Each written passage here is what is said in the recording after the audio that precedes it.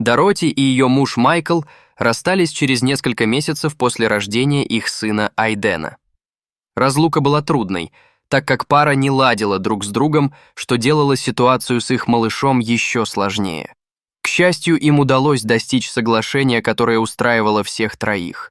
Соглашение заключалось в том, что Айден будет поочередно жить у каждого из родителей, Майкл будет заботиться о нем 1 неделю, а Дороти — следующую. Таким образом, они могли проводить с ним равное количество времени, и Айден рос с обоими родителями. Но однажды Дороти заметила что-то, что заставило ее усомниться в мотивах ее бывшего мужа. Айден проводил неделю с ней, когда она увидела, как он делает нечто необычное. В середине дня Айден вошел в гостиную, подтянул штаны и заглянул внутрь. Дороти наблюдала за ним некоторое время, а затем продолжила свои дела, полагая, что он скоро продолжит играть. Но он не продолжил, он просто стоял там и смотрел в свои штаны полчаса. Дороти не придала этому значения, когда он вернулся к своим делам, думая, что это ничего серьезного.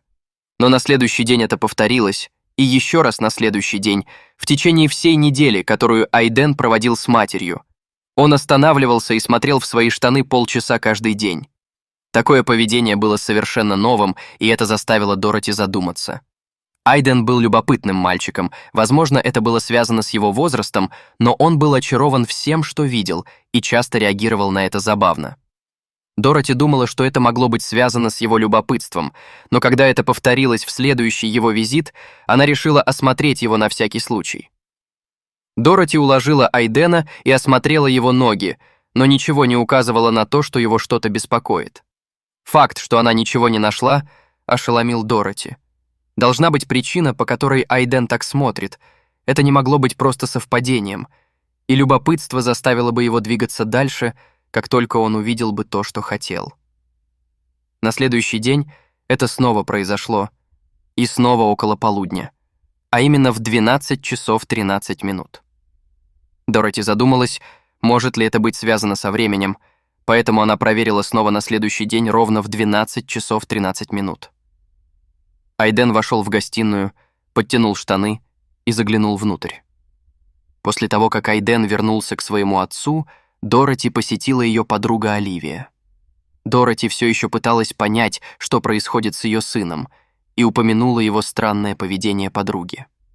Услышав всю историю, Оливия сказала нечто, что заставило Дороти подозревать ее бывшего мужа. Может ли он быть ответственным за то, что происходит с ее сыном? Дороти завела нового парня за несколько недель до того, как Айден начал странно себя вести, и через несколько дней после того, как Майкл узнал об этом, он подбросил ей письмо в почтовый ящик. В письме он написал много вещей, которые были призваны ее обидеть, но одна вещь выделялась на фоне остальных. Он угрожал сделать ее жизнь невыносимой.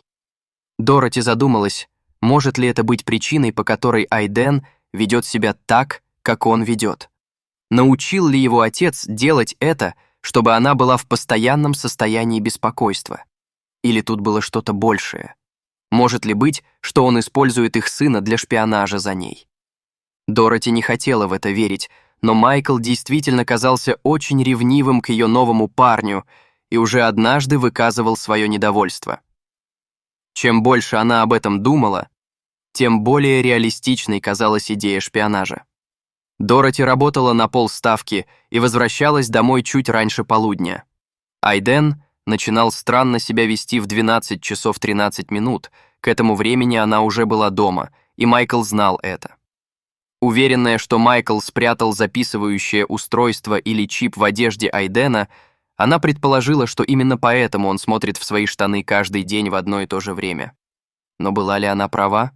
С этой мыслью Дороти взяла сына и отнесла его к пеленальному столику. Она раздела его и осмотрела его кожу, прежде чем обратить внимание на его одежду. Теперь, когда она знала, что ищет, это не должно было быть трудно найти. Она обыскала каждый сантиметр его одежды и проверила каждый шов, но ничего не нашла. Дороти даже дошла до того, что проверила подгузник Айдена, но чипа нигде не было. Оставалось только одно место — его обувь. После тщательного осмотра обуви Дороти сдалась. Она не могла найти никаких следов чипа. Ей оставалось лишь принять тот факт, что там ничего нет. Или все же было? Несмотря на то, что Дороти не нашла никаких доказательств, она была уверена, что Майкл шпионит за ней, используя их сына. Поэтому она придумала план, как поймать его в собственной ловушке. Дороти была в одной комнате с Айденом, когда взяла телефон и позвонила в полицию. Она рассказала полиции, что происходит, и они немедленно выслали офицеров, так как дело касалось младенца. Полиция приехала не только к ней, но и отправила другой отряд к дому Майкла. Его арестовали на месте и доставили на допрос. То, что произошло дальше, оставило Дороти в полной растерянности. Полиция доставила Майкла в участок, пока Дороти сидела дома с самодовольной улыбкой на лице. Она знала, что Майкл серьезно пожалеет о своем решении шпионить за ней, когда полиция вмешается. Но затем произошло нечто совершенно неожиданное. Дороти и представить не могла, что полиция придет за ней. Дороти услышала стук в дверь и не понимала, почему. Она не ожидала гостей и была в разгаре своего плана мести. Кто осмелился ее прервать? Она подошла к двери и посмотрела в глазок, но, увидев, кто стоит снаружи, вся кровь в ее теле застыла. Почему они здесь? Полиция стучала в дверь Дороти. Почему они пришли за ней? Они должны были забрать Майкла, а не ее. Она знала, что ей остается только впустить их. «Чем могу помочь, офицер?» — спросила она. Офицер приветствовал ее улыбкой, прежде чем сказать нечто неожиданное. Были ли ее подозрения о Майкле верны? Полицейский объяснил Дороти, что они узнали от ее бывшего мужа. Они поместили его в комнату для допросов в местном участке и начали задавать вопросы по поводу шпионажа. Но самое странное было то, как хорошо он умел лгать. Он выглядел совершенно уверенным в том, что не знает, о чем идет речь, но дела обстояли не так, как казалось. Офицер сказал Дороти, что Майкл был совершенно сбит с толку арестом. Он, казалось, не подозревал, что они придут, и также не знал, о чем идет речь, когда дело касалось шпионажа. Когда ему объяснили, что у них есть основания полагать, что он вставил чип в штаны своего сына, он был ошеломлен. Действительно ли он лгал? Дороти не могла поверить своим ушам. Ничто не имело смысла. Если бы он действительно подслушивал ее, то знал бы, что полиция идет. Скоро она узнает, на что на самом деле способен ее бывший муж. Офицер в доме Дороти объяснил настоящую причину своего визита. Он сказал, что им пришлось принять специальные меры, чтобы убедиться, что ее сын не находится в реальной опасности. С ее разрешения офицер достал специальное устройство, чтобы обнаружить, есть ли на ее сыне шпионские чипы. Он сказал, что это будет безвредно и займет всего минуту. Но что обнаружит офицер?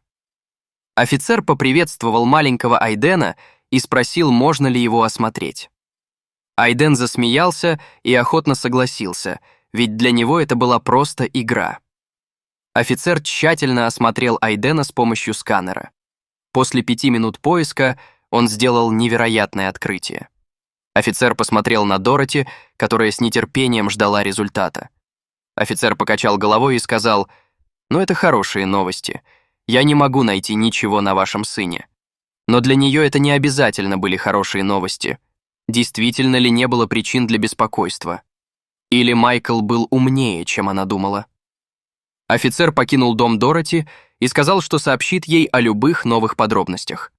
У Дороти было время подумать о том, что на самом деле происходит. Но как только она думала, что сойдет с ума от незнания, ей позвонили. Она подумала, что это будут власти, но это был не он. Это был последний человек, от которого она ожидала звонка. Это был ее бывший муж Майкл. Что он мог хотеть? Собирался ли он снова ей угрожать или сказать, что он ее разоблачил? Она не хотела брать трубку, но ей нужно было знать, сколько он знает. Вздохнув, она ответила на звонок, но не была готова к тому, что он скажет. Она ожидала ярости Майкла за то, что вызвала полицию, но все пошло неожиданным образом, когда он начал объяснять, что с ним произошло. Казалось, что он не знал, что именно Дороти вызвала полицию. Он спросил, пришла ли полиция к ней домой, спрашивая про Айдена. Она решила признаться. Дороти объяснила, что это она вызвала полицию из-за угрожающего письма и странного поведения их сына. Естественно, она подумала, что лучше перестраховаться. Услышав ее объяснение, Майкл сделал то, чего Дороти никогда не ожидала. Его следующие слова ошеломили ее. Он действительно извинился за все. Он объяснил, что написал письмо в порыве эмоций и не имел в виду то, что сказал. Что касается шпионского чипа, он поклялся, что никогда не сделал бы этого своему сыну. Но если это был не он, то что же происходило с Айденом? Дороти задала роковой вопрос. Он делает то же самое, когда находится у тебя. К ее удивлению, он знал, о чем она говорит. Он сказал, что около 12 часов 13 минут Айден тоже подтягивает штаны и заглядывает в них. Это значило, что это было что-то постоянное, что он делал и у нее, и у него. Но что это могло быть? Это еще больше обеспокоило Дороти. Теперь она снова оказалась в тупике, не зная, что происходит. Ей нужно было как можно скорее выяснить, что происходит с ее сыном. Не зная, к кому еще обратиться, она спросила Майкла, что он думает о всей ситуации. Затем они придумали потенциальное решение. Айден ненавидел ходить к врачу, но им нужно было выяснить, в чем дело. Дороти записала Айдена на прием к местному врачу и отвезла его туда. Маленький Айден устроил скандал по дороге, но это был единственный способ. Когда Дороти и Айден пришли к врачу, они сели в смотровой комнате. Врач приготовился осмотреть ее сына. Врач отвлек Айдена леденцом, сказав ему, что если он выдержит осмотр, то сможет оставить его себе. Глаза Айдена загорелись от радости, и он энергично кивнул. Врач осмотрел Айдена и не заметил никаких явных признаков чего-то необычного. Он провел более тщательный осмотр, и после 10 минут поиска у него были новости для беспокойной матери. «Я рад сообщить, что ваш маленький мальчик совершенно здоров и ничего не указывает на то, почему он завел эту привычку. Врач рекомендовал следить за ним, чтобы попытаться выяснить дополнительные детали». Дороти покинула кабинет, разочарованная. Она надеялась, что врач найдет что-то определенное. Дороти внимательно наблюдала за Айденом в следующие несколько дней. Он продолжал делать то же самое каждый день, как по часам. Должно быть что-то, что она упускала, но она не знала, что именно. Даже Майкл не мог это понять, когда Айден был у него. Может, это просто что-то, что делают дети в его возрасте. Дороти искала информацию в интернете, чтобы понять, какое поведение было бы нормальным для Айдена. Она даже взяла в библиотеке книгу по воспитанию детей, чтобы узнать, нет ли там старомодных объяснений. После того, как она изучила все, что могла, она пришла к пугающему выводу, который еще больше ее расстроил. Неужели это все? Все книги и веб-страницы приходили к одному и тому же выводу. Поведение Айдена не описано ни в одной книге. Ей пришлось смириться с тем, что ее сын просто ненормальный. Но затем зазвонил ее телефон. Она увидела, что это был ее врач. Какие новости он мог иметь? Врач сказал Дороти, что хочет увидеть Айдена как можно скорее. Они быстро договорились о приеме на следующий день. Что же он узнал о поведении ее сына? Дороти надеялась на прорыв, но не ожидала странного и нестандартного метода, который собирался использовать врач. Ей предстояло подождать еще один день, чтобы выяснить, что же не так с ее сыном. Она чувствовала себя более нервной, чем раньше, по какой-то необъяснимой причине. Почему он делает что-то такое странное, как заглядывание в штаны каждый день? Ответ открылся Дороти, когда она пришла к врачу. Врач попросил Дороти прийти на прием к полудню. Это значило, что Дороти пришлось одеть Айдена пораньше, чем обычно, и купить ему леденец, чтобы он согласился. Сначала Дороти не придала особого значения времени, но затем поняла, что это было важно для плана врача. Они пришли в кабинет врача ровно в полдень. Врач выглядел более обеспокоенным, чем раньше. Что он собирался им сказать? Он сел и сказал Дороти, что хочет дождаться того самого времени, когда Айден обычно ведет себя странно. Временный интервал теперь имел смысл для Дороти. Врач хотел увидеть поведение Айдена сам и, возможно, поставить диагноз на основе этого. В 12 часов 13 минут все внимательно наблюдали за Айденом. Он должен был вести себя как обычно, но ничего не произошло. Почему он не делал того, что обычно делает в 12 часов 13 минут? Тогда врач сделал нечто радикальное.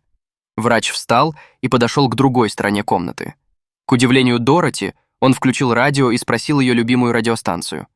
Еще более запутавшись, она назвала номер станции, и он настроил радио на нее. Затем врач вернулся к своему креслу и сел. Что он делал? Но через несколько мгновений она не могла поверить своим глазам. Айден посмотрел вниз, сразу подтянул штаны и заглянул внутрь. Но почему он сделал это сейчас, а не несколько мгновений назад? Врач улыбнулся. Казалось, что он знал больше, чем говорил. Когда он был уверен в своем объяснении, он сказал Дороти то, что ошеломило ее. Врач объяснил свою гипотезу о беспокойной матери. Он спросил, включено ли у Дороти радио каждый день около полудня. Она кивнула в ответ. Вот тогда улыбка врача стала еще шире. Он явно разгадал эту загадку. Но при чем здесь радио? «Ваш сын просто пытается танцевать под радио», — объяснил врач. Бедный парень еще не умеет танцевать, так что это его ближайший способ выразить свои чувства. Дороти едва не уронила челюсть. Неужели все это было просто потому, что Айден пытался выразить себя? Она не могла в это поверить. Врач сказал, что он перерастет это с небольшой поддержкой, поэтому Дороти записала его на занятия танцами для малышей. Он научился правильно танцевать и больше никогда неожиданно не подтягивал штаны.